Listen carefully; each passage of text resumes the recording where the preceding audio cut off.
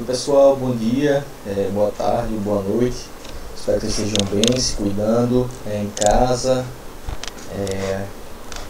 até o próximo período que a gente possa se encontrar, né? É fundamental esse período de isolamento, como a gente sabe, né? E vamos dar continuidade às nossas videoaulas, né? Então, o que a gente está vendo, e o que a gente viu até o momento, né? Então a gente começou lá ainda presencialmente, né? A gente tinha começado a parte de bioquímica, mais o entendimento mais do geral do funcionamento, da importância dos compostos, né? Os compostos lá a gente usa orgânicos e inorgânicos, né? E a gente começou vendo a água, que a gente conseguiu ver boa parte presencialmente, e aí a gente começou a parte das videoaulas a estudar os demais compostos que vão formar os seres vivos, né? Então a bioquímica, ou seja, a química da vida, né? A gente está estudando os principais compostos que formam os seres vivos, certo? Os principais compostos, suas funções, características, suas principais fontes, né? Ou seja, onde a gente consegue encontrá-los para nossa alimentação. E a gente começou, né, a gente viu a água, que não é necessariamente um que a gente chama de nutrientes, né? Mas é um composto fundamental, porque a maioria das reações químicas no nosso corpo acontece, né, com a presença de água, ou seja, em meio aquoso. Então, o que a gente viu mais a partir daí? Começamos a estudar os carboidratos, né? Depois da água, foi o primeiro grupo que a gente começou a estudar, que a gente chama de compostos orgânicos, né? Começamos pelos carboidratos, vimos eles, né, que são chamados carboidratos, açúcares, né, ou até pode ser chamado de glicídios, né? Porque eles são formados principalmente por carbono, hidrogênio e oxigênio, ou seja, chama de carbono hidratado, né? Ou seja, molécula de carbono com moléculas de água, né? Então essa composição dos carboidratos ali, a gente viu que eles são fundamentais para uma das principais fontes de energia do nosso corpo, né? Além de ter funções construtoras e reguladoras, mas a principal função que ele tem, e é que vocês precisam estar lembrados, né, é a função energética, né? Então a principal fonte de energia do nosso corpo. Então são a parte dos carboidratos que as nossas células conseguem produzir energia, principalmente daquele carboidrato simples que é a glicose, né? Então a principal fonte de energia, ou seja, onde nossas células vão buscar energia primariamente e prioritariamente, são os carboidratos, né? Principalmente, como eu falei, acabei de falar, a glicose. E vimos também as classificações, né, dos monossacarídeos, os disacarídeos, os polissacarídeos, né? As classificações dos carboidratos, as principais fontes de alimentos, né, que estão lá nos açúcares hiperenergéticos, né, nos doces hiperenergéticos, né, bala, essas coisas que não são os mais ideais para a gente conseguir as nossas fontes de carboidratos, mas a gente viu que tem muitos carboidratos nas massas, né, em pães, no macarrão, então arroz, e uma série de frutas, né, nas frutas, né, que a gente consegue a frutose, que é um tipo de carboidrato, e também a gente pode encontrar elas em leite também e seus derivados, certo? E em seguida a gente estudou os lipídios, que é outro composto orgânico, né? Vimos lá que são os que a gente chama de gorduras e óleos, né? Então os lipídios saturados e insaturados, né? A gente viu um pouco das funções que os lipídios têm, as diversas funções, né? A função reguladora, né? Quando ela base para os esteroides, que são os hormônios, né? Principalmente os hormônios sexuais, o testosterona, a progesterona, o estrogênio, né? Vimos lá a importância do colesterol, né, para a formação desses hormônios. Vimos um pouco da função protetiva, né, ou protetora, no caso dos cerídeos, né, que serve no nosso corpo para proteção do nosso ouvido interno, né? Vimos a função do isolante térmico, de reserva energética e construtor, né? A gente viu lá principalmente os fosfolipídios, que são fundamentais na construção da membrana plasmática das células, que a gente vai estudar o próximo assunto, depois que a gente sair de bioquímica, né, que a gente vai começar a estudar citologia, e a gente começa a citologia estudando a membrana plasmática, e a gente vai ver novamente lá a estrutura dos fosfolipídios compondo a membrana plasmática, né. Vimos também que tem uma série de... os lipídios são importantes porque eles são uma série de vitaminas que elas não se dissolvem em água, né. Elas são chamadas de lipossolúveis, então a gente precisa ter lipídios no corpo para conseguir absorver essas vitaminas, que são outros compostos, outro conjunto de compostos orgânicos que a gente vai ver nessa aula de hoje, né? E a gente viu também as proteínas lá, vimos a função das proteínas, a estrutura. A gente gastou mais um tempo nas proteínas, né, porque a gente foi falar das proteínas, sua estrutura, suas funções. E a gente também falou de uma função bem específica e que é muito importante nos seres vivos, que é a função enzimática, ou seja, a função das enzimas no nosso corpo, né? Aquelas proteínas especiais que têm a função de catalisar reações químicas, ou seja, elas aceleram reações químicas, fazem com que nosso corpo produza menos calor, gaste menos energia nas reações químicas. E aí estudamos lá todas as características das enzimas, né? Aquele seu mecanismo de funcionamento, chave e fechadura, ou seja, cada enzima atua sobre um substrato, sobre uma reação química específica. Vemos os fatores que influenciam na função das enzimas, os tipos de enzimas. Estudou também a parte lá da desnaturação das proteínas das enzimas, ou seja, quando elas perdem funções, quando elas não conseguem desempenhar o seu papel no ótimo, né? E foi aí que a gente terminou essa parte. Na aula de hoje a gente vai ver dois grupos de substâncias, né? A gente vai ver uma substância que é inorgânica, um conjunto de substâncias que são classificadas como compostos inorgânicos, que são os sais minerais. A gente vai começar por eles e depois a gente vai ver o outro composto orgânico, que são que a gente agrega como já chamadas vitaminas, certo? Então vamos lá, vamos dar continuidade ao assunto, começar conversando sobre um pouco sobre o que são os sais minerais, para que eles servem, suas funções, e aí depois a gente vai analisar algumas tabelas para ver os principais sais minerais, suas funções, suas fontes nos alimentos onde a gente consegue obter eles, certo? Então, como eu falei, os sais minerais eles são classificados como substâncias inorgânicas, né? Os sais minerais eles se formam, como você já deve ter aprendido em química, né?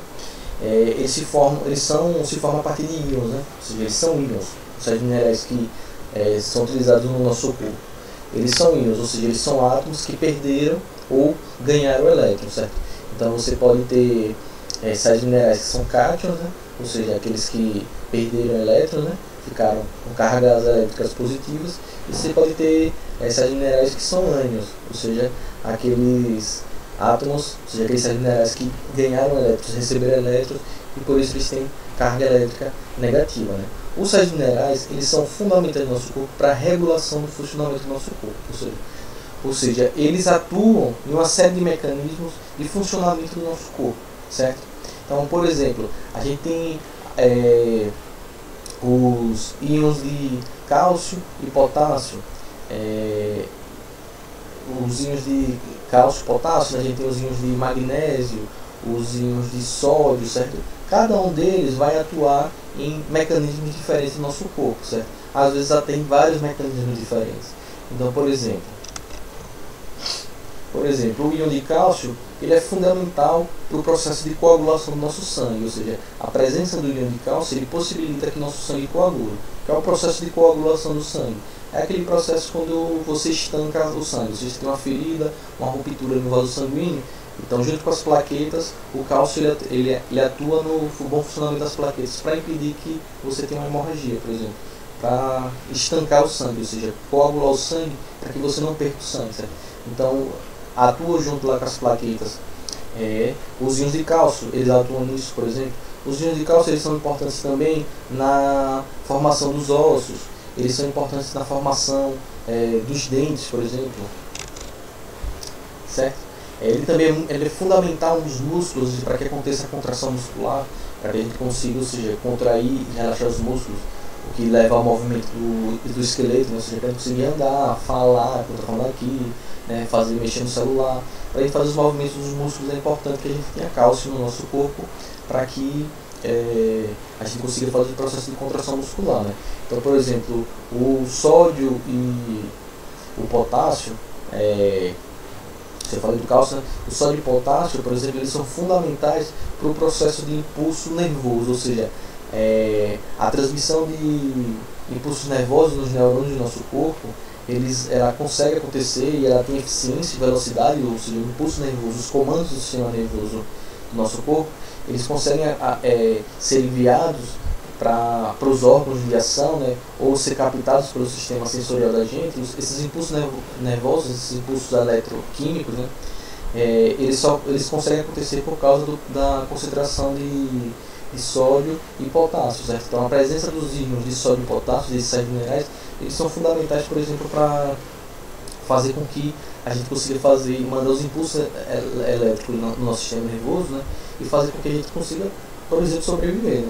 Ou seja, uma série de sais minerais, se faltarem no nosso corpo, eles podem nos levar à morte, certo? Porque você, por exemplo, imagine se você tem a total ausência de sódio e potássio, você não vai conseguir desempenhar as funções do sistema nervoso, ou seja, o sistema que coordena, regula e comanda o nosso corpo. Então eles são fundamentais para regular o funcionamento de várias estruturas do nosso corpo, certo? Então, e aí a gente vai ter uma série de íons que vão atuar em mecanismos diferentes. Então, por exemplo, outro exemplo que eu posso dar é o caso dos fosfatos e do fosfato e do carbonato, né? Esses íons, eles são muito importantes, por exemplo, para regular as concentrações do íon de hidrogênio.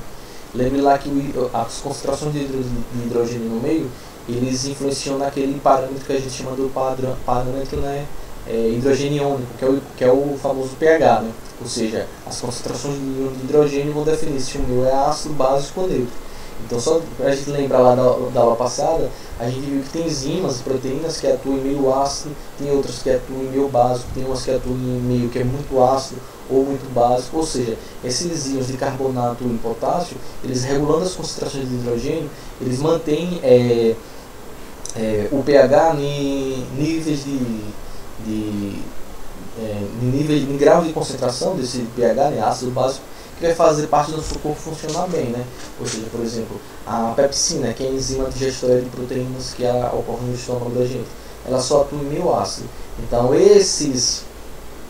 os carbonatos de potássio, eles vão atuar na regulação, na concentração desse hidrogênio lá nos ácidos do estômago, para fazer com que o meio estomacal permaneça ácido e com isso a enzima ela consiga atuar no seu ótimo, né, e fazer a digestão das proteínas da forma mais eficiente possível, certo? Então vamos ver um pouquinho agora alguns exemplos de sais minerais, né, para que eles servem e como é que eles atuam no nosso corpo, certo? Então vamos botar aqui, aumentar aqui um pouquinho a tabelinha para ficar melhor para vocês observarem aí. Eu tenho aqui a tabelinha de sais minerais. Vamos começar aqui vendo, então na primeira coluna aqui a gente tem o sal mineral, certo? Na segunda, a sua função. Na terceira, se tem a falta desse sal mineral no seu corpo, né, o que é que pode acontecer, e onde a gente consegue encontrar, ou seja, que alimentos a gente consegue encontrar esse sal mineral, né? Então, como eu falei lá, vamos começar aqui pelo sal de cálcio, certo? Então o cálcio ele serve para quê? Tá? Ele vai atuar no quê? Na formação do que eu já falei, né? De uma série de tecidos, nos ossos, nos dentes, né? Ele age lá, como eu falei, na coagulação do sangue, ou seja, lá no estanque, né, do sangue. E ele também atua na oxigenação dos tecidos, certo? Então eles vão funcionar aqui para ajudar no processo de chegada do oxigênio nos tecidos, consequentemente nas células. Ele combate as infecções, ou seja, ele ajuda a combater as infecções no processo de defesa do corpo, então ele contribui para um sistema imunológico saudável, né? E mantém o equilíbrio de ferro no organismo, olha. Então o cálcio, ele vai atuar, veja que para regular outro sal mineral que é o caso do ferro, que a gente vai falar daqui a pouquinho. Tá? Então o que é que pode acontecer, alguns exemplos de que pode acontecer no nosso corpo pela falta do cálcio, né? Então deformação óssea, ou seja, a gente vai ter uma má formação nos ossos, e imagine isso principalmente para as pessoas que estão em fase de desenvolvimento, né, de crescimento, por exemplo. No caso de vocês ainda que cresce, não sei, por exemplo, se Juliana ainda cresce, mas outras pessoas ainda podem crescer, certo? E enfraquecimento nos dentes, então os dentes da pessoa vai ficando mais fracos, pode ficar mais quebradiço, né? Ou seja, a chance de quebrar o dente é mais fácil, certo? Então se esse sal mineral atua na formação dos ossos e dos dentes, a ausência dele aí, consequentemente, vai acontecer o inverso. Quais são as principais fontes de cálcio que a gente tem? O queijo, o leite, né? Ou seja, o leite e seus derivados, as nozes, a uva, cereais integrais, certo? Nabo, couve, chicória, feijão, lentilha, amendoim, castanha de caju, ervilha também tem, certo? Então tem uma série de alimentos aí, ou seja, tem várias coisas que você pode comer no seu dia a dia que você pode tirar esse cálciozinho aí e não ser um problema para você, sabe?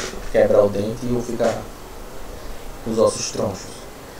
Vamos lá, outro sal mineral que a gente tem aqui é o cobalto, certo? O que é que o cobalto faz?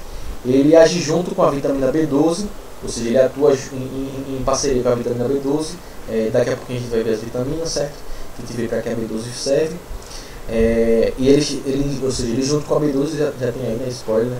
Ele estimula o crescimento e combate as afecções cutâneas, né? Ou seja, problemas na pele, certo? Então você tem uma boa alimentação cobalto, você vai ter menos problemas na pele, de feridas, erupções cutâneas na pele, né? Sua falta vai atrapalhar essas duas coisinhas aí, né? Principalmente no estímulo do crescimento, né? Mas se você já cresceu tudo, tá ok. Mas ter uma pele bonita, você tem que ter uma alimentação rica em cobalto, né? Aí o cobalto ele vem junto aí associado à vitamina B12, né, nos alimentos. A gente vê os alimentos que são fontes de vitamina B12 e no tomate. Então quem gosta de tomate também vai ter muito acesso ao cobalto aí, certo? Bora aqui para subir um pouquinho aqui, para vocês verem um pouquinho. Passou aqui, já falei aqui cobalto, né? Vamos aqui para o fósforo, certo? Então o fósforo, ele serve para quê? Qual é a função do fósforo no nosso corpo?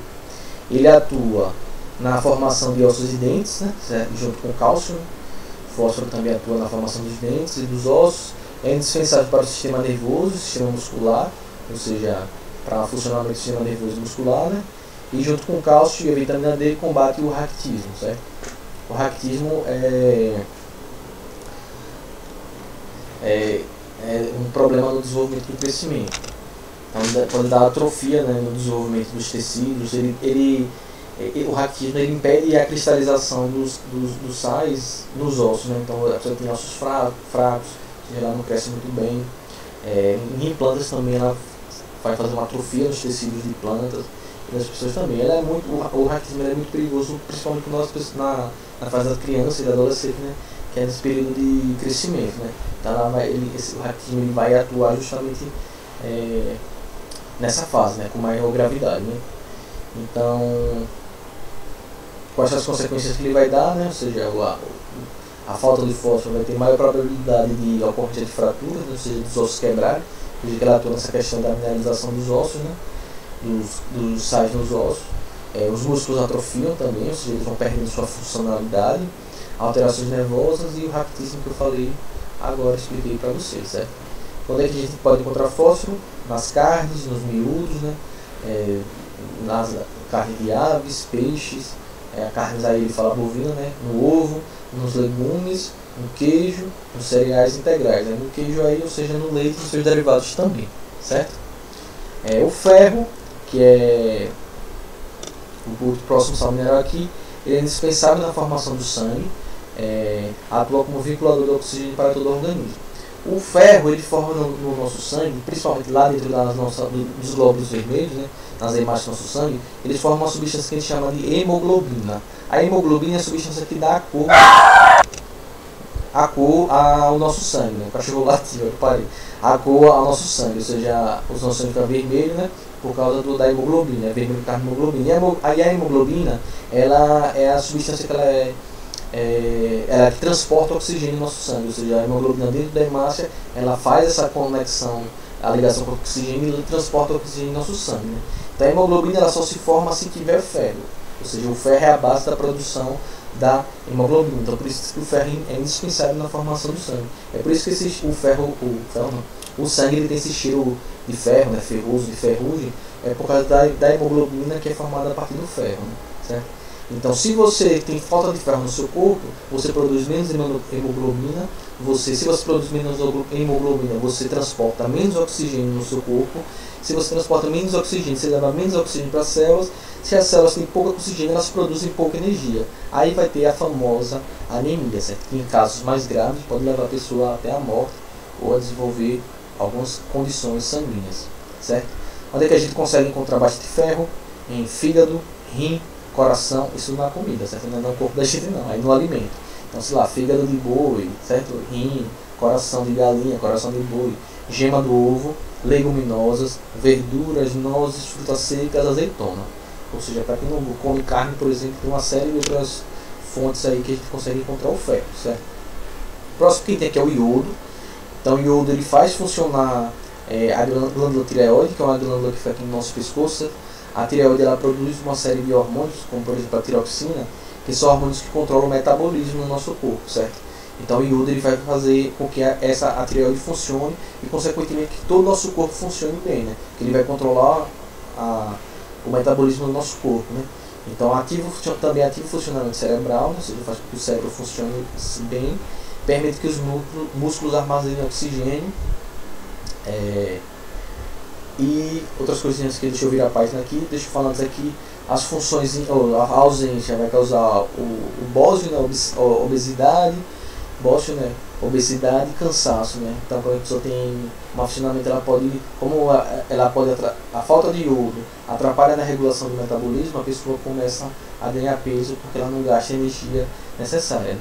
Então onde é que tem as fontes? O agrião, a cachofra, alface, alho, cebola, cenoura, ervilha, espargo, certo? Beleza? Tá. O bócio a tireoide, ela aumenta de tamanho, certo? E aí desregula ela completamente, certo? Vamos aqui passar para a próxima folhinha aqui. Temos aqui agora, por exemplo, o cloro, né? Ele vai estar atuando lá no ácido clorídrico, né? Que é o ácido do estômago, né? Então ele constitui o suco gástrico e pancreático, né? É muito difícil haver carência de cloro, pois existe quase todos os vegetais, né? Então, tipo, qualquer vegetal que você coma, alface, rúcula, quase todos eles têm cloro, né? A não ser que você não coma absolutamente nada disso, né? O excesso de cloro ele destrói a vitamina E no nosso corpo e reduz a produção de iodo. Então veja que quando a gente os alimentos eles têm que ser ingeridos de forma balanceada, certo? Ou seja, o excesso ele pode fazer mal, ou seja, e a ausência também pode fazer mal, né? Então o cloro tem quase todas as fontes de alimentos, mas tem que tomar esse cuidadinho aí com o cloro, por causa dessa questão do excesso dele, pode destruir a vitamina E e atrapalhar na produção, reduz a produção de iodo, né? Certo? O potássio atua associado ao sódio, né, na regularização das batidas cardíacas e do sistema muscular como um todo. Ele contribui para a formação das células também.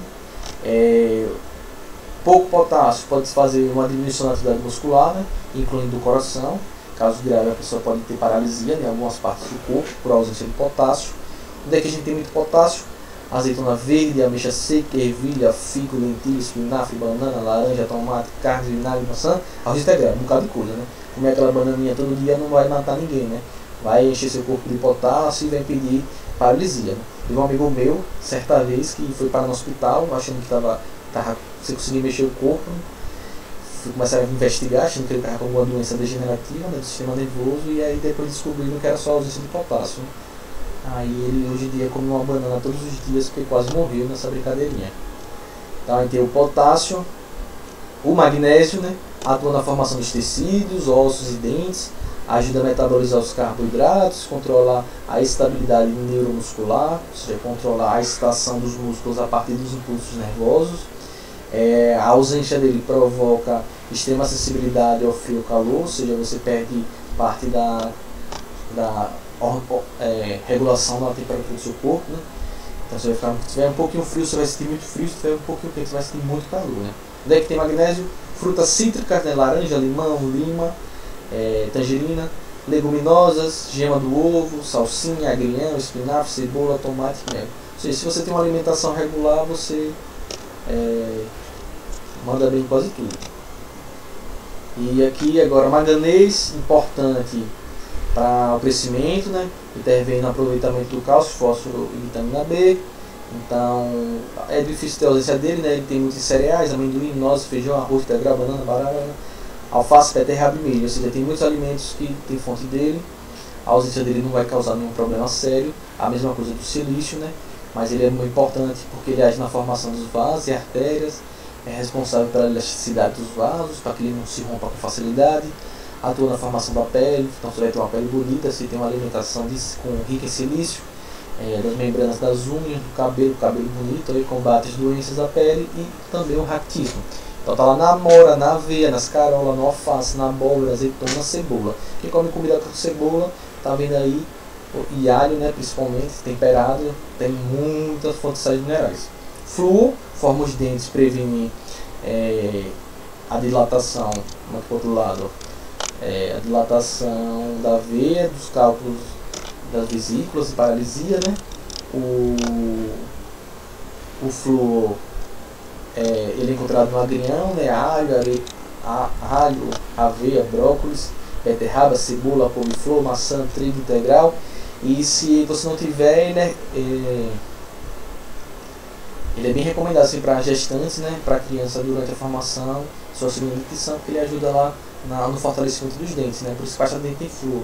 Ele ajuda por exemplo, ele protege e evita que você tenha cáries, por exemplo, ou diminui a chance que você tenha cáries de acordo com sua alimentação. O cobre age na formação da hemoglobina, né? Também junto com o ferro, né? Na pigmentação do sangue, e ele tem lá no centeio, na lentilha, no fígado, banana, damasco, passas, ameixa, batata, tem um bocado aí. Sódio impede o endurecimento do cálcio, do magnésio, pode formar cálculos biliares e nefríticos, que são problemas dos rins, né? Previne a coagulação sanguínea. A ausência de sódio pode dar cãibra, né? E retardamento na cicatrização de algumas feridas. Todos os vegetais têm queijos, ovos e aveia. Enxofre facilita a digestão, desinfetante, participa do metabolismo das proteínas. Aí tem enxofre ali no nozes, alho, cebola, batata, rabanete, laranja, abacaxi. E o zinco, por último aqui, para a gente fechar aqui os sais minerais, atua no controle cerebral dos músculos, ajuda na respiração, nos tecidos, participa do metabolismo das proteínas e carboidratos.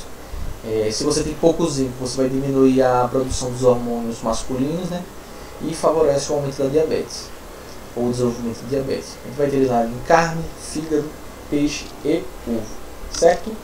Então esses foram os sais minerais, certo? A gente viu um pouquinho deles e sua importância. As vitaminas, elas são na verdade um conjunto de substâncias diferentes, né? Que a gente agrega como vitaminas. Então a gente costuma chamar vitaminas as substâncias que a gente precisa ter em pouquíssima ou muito pequena quantidade no nosso corpo, certo? Então todas as substâncias, essas substâncias diferentes que a gente precisa ter em baixa concentração, não em baixa concentração, mas em pouca concentração no nosso corpo, a gente chama de vitaminas, certo? Então, por exemplo, além de ser essas substâncias de pouca concentração, são substâncias que o nosso corpo ele não consegue produzir, ou seja, salvo algumas exceções, certo? Mas na grande maioria, estou falando certo, na grande maioria a gente não consegue produzir as vitaminas no nosso corpo. Por exemplo, o ácido ascórbico é uma substância, é um ácido, né, que é agregado no grupo das vitaminas, porque a gente precisa em baixa quantidade no corpo e nosso corpo não produz, né, que é o que a gente chama da vitamina C, o ácido ascórbico. Então isso é muito importante para ajudar na imunidade do nosso corpo, por exemplo, e proteger uma série de enfermidades que podem vir decorrentes da ausência dele. As vitaminas elas foram descobertas principalmente na época das grandes navegações, ou seja, da expansão marítima espanhola, portuguesa, holandesa. O que acontecia? Os marinheiros, quando eles viajavam, eles tinham uma alimentação bem pobre, ou seja, com biscoitos, cereais, né? E às vezes com carne seca, né? Ou carne salgada. E acontecia que depois do tempo eles começavam a sofrer de cansaço, de falta de apetite. Muitos tinham muitos sangramentos nasais e gengivais, né? Saía muito sangue do nariz e alguns chegavam à morte, né? E aí acabou se descobrindo que essas doenças que atingiam os marinheiros, elas eram em decorrência da ausência de vitaminas. Essa do sangramento nasal era chamada de escorbuto, né? E nasal e gengival. E descobri depois que bastava a pessoa se alimentar com frutas cítricas, principalmente, né?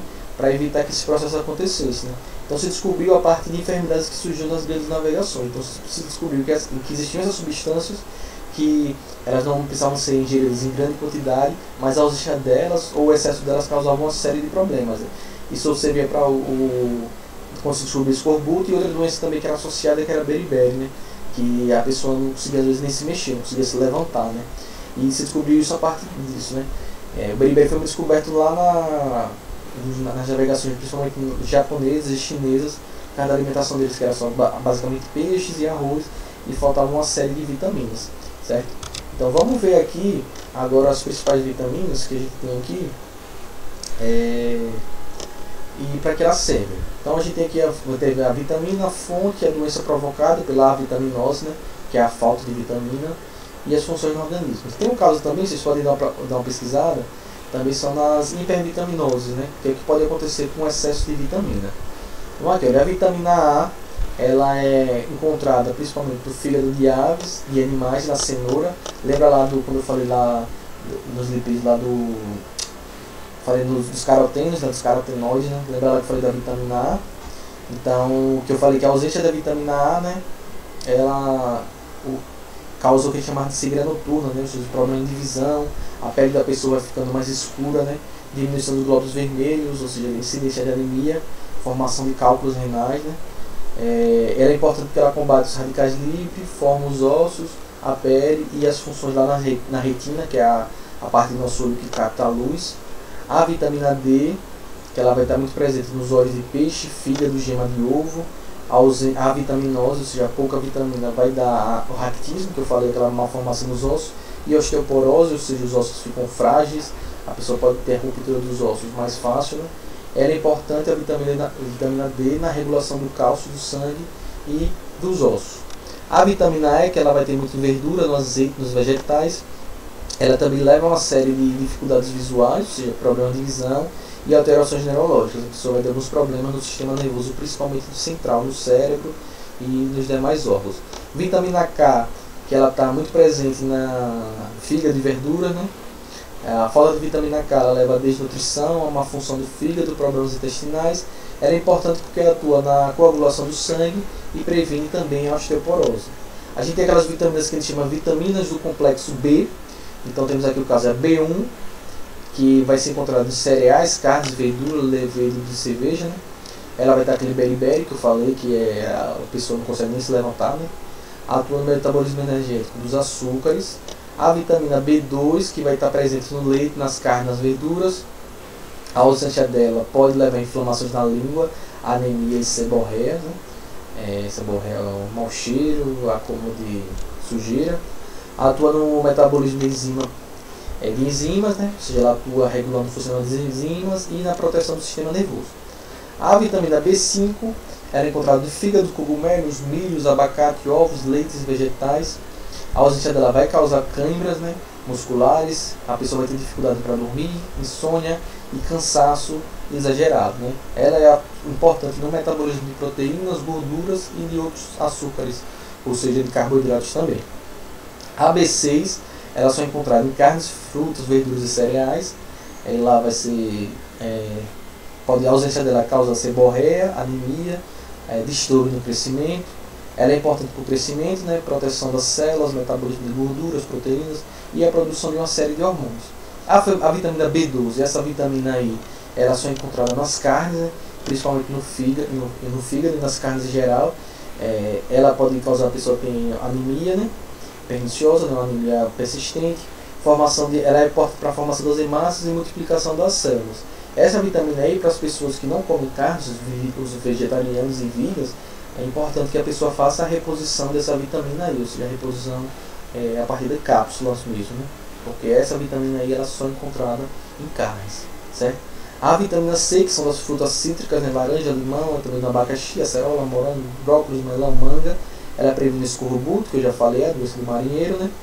E ela atua no fortalecimento do sistema imunológico, combate radicais livres, aumenta a absorção de ferro lá no intestino. Ou seja, você veja que são todas as funções que uma que regula a outra. Então é importante a gente ingerir todos esses vitaminas e sais minerais que a gente viu, né? A H vai estar presente na noz, na amêndoa, castanha, né? A ausência dela vai gerar eczemas, às vezes nos pulmões, né? Exaustão, cansaço, dores nos músculos, certo? Ela é importante para o metabolismo das gorduras. E as outras vitaminas do complexo B, que é a B9 e a B3, a B9 está lá nas hortaliças verdes, no cogumelo. A ausência dela vai dar anemia e doença no tubo neural, principalmente no desenvolvimento embriológico. Ela metaboliza os aminoácidos, forma as hemácias. E a B13, ela vai estar lá presente na ervilha, no amendoim, no feijão, no peixe, né, na fava. A ausência dela vai lhe dar desregulação no sono, ou seja, insônia, muita dor de cabeça, né, às vezes diarreia, e às vezes está relacionado com princípios de depressão. Então é importante para a manutenção da pele, né? Proteção do fígado, regula a taxa de colesterol no sangue também. Então, só uma observaçãozinha sobre a vitamina D, né? Ela, que a gente fala, a vitamina D que ela é produzida quando a gente fica exposto ao sol, é porque na verdade a vitamina D ela não é encontrada em nenhum alimento. Ela os alimentos elas são encontrados precursores, ou seja, uma substância que vai virar vitamina D. Então aqueles alimentos que eu falei lá da vitamina D, eles têm, por exemplo, a gema do ovo, ela tem um precursor da vitamina D. Então você precisa ingerir esse precursor e ter uma exposição diária ao sol para que os raios ultravioletas eles ativam esse precursor da vitamina D e aí sim forma a vitamina D, certo? Então essas aqui foram as vitaminas e os sais minerais. Na próxima aula a gente vê o último tipo de composto bioquímico, né, que são os ácidos nucleicos, certo? Espero que vocês tenham entendido. Não entenderam, mandem as dúvidas. Não entendeu alguma coisa, teve algum probleminha, mandem suas dúvidas que eu respondo vocês, certo? Então até a próxima aula, um abraço.